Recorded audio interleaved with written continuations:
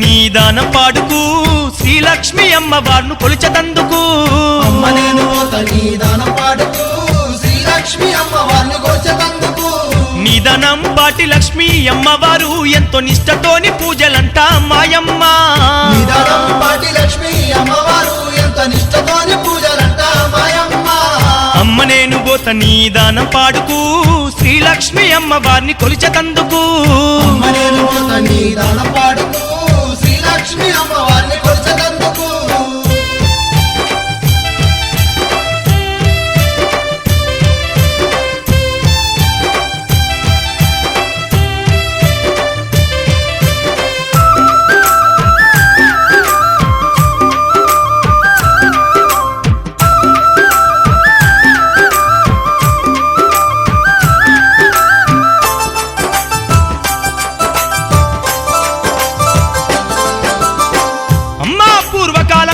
అడిగొప్పలయను గ్రామాన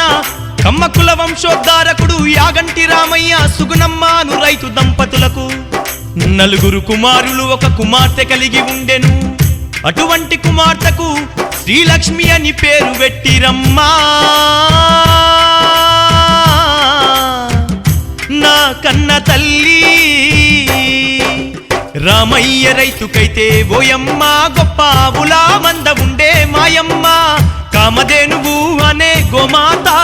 మందలోన పేరు గలిగి ఉండేనమ్మా ఇంతింత శ్రీలక్ష్మి ఓయమ్మ 5 ఏళ్ల వయసుకు వచ్చేనమ్మా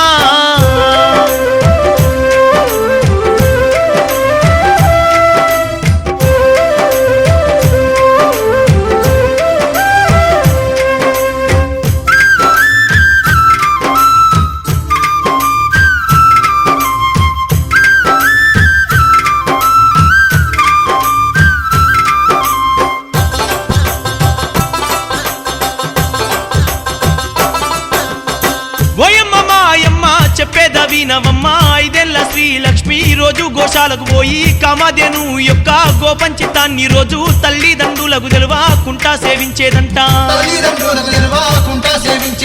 ఇంతింత శ్రీలక్ష్మి అయితేను 12 ఏళ్ల వయసుకు వచ్చేనంట ఒకనొక సమయాన ఓయమ్మ అక్కడేమి జరుగుతున్నదంటే మాయమ్మ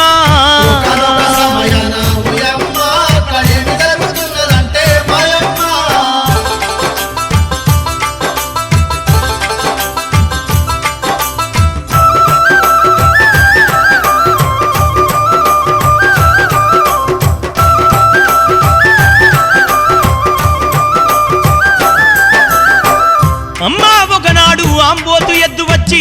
రామయ్య గారి దొడ్డిలో ఉన్నట్టి కామధేనును క్రీడించి వెళ్ళిన కొద్ది గడియల్లోనే శ్రీలక్ష్మి రోజు మాదిరిగా వచ్చి అటువంటి ఆ గోపంచితాన్ని సేవించగా గర్భము దాల్చెనమ్మా నా కన్న తల్లి అటువంటి ముచ్చట ఓయమ్మ ఊరంతా తెలిసేనంట మాయమ్మ కన్య అయిన శ్రీలక్ష్మికైతేను గర్భమెట్ల వచ్చనాని ప్రజలు